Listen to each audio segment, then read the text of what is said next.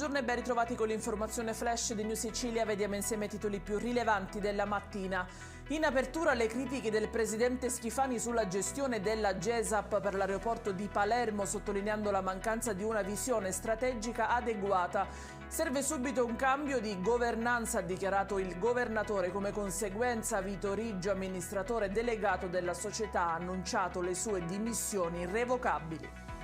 La Regione siciliana ha approvato la graduatoria per il finanziamento di 21 comuni nell'ambito di un'iniziativa volta a sensibilizzare il pubblico sul consumo di prodotti ittici locali. L'intervento prevede un investimento complessivo di 600.000 euro con un massimo di 30.000 euro per progetto.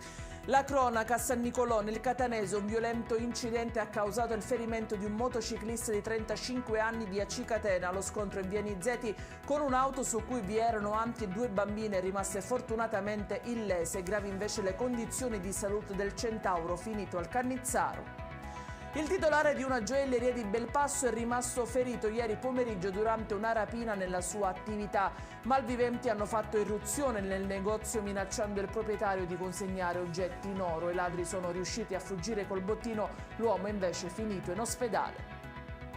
In chiusura, un nigeriano che importunava e molestava gli automobilisti fermi al semaforo di via Loreto ad Acireale chiedendo insistentemente denaro. Protagonista appunto uno straniero di 31 anni arrestato per aver anche ferito durante una colluttazione alcuni agenti del commissariato locale finiti in ospedale. Ed è tutto per questa edizione. Vi ricordo come sempre che i dettagli su queste notizie li trovate sul nostro sito www.newsicilia.it. Grazie per averci seguito e appuntamento a più tardi.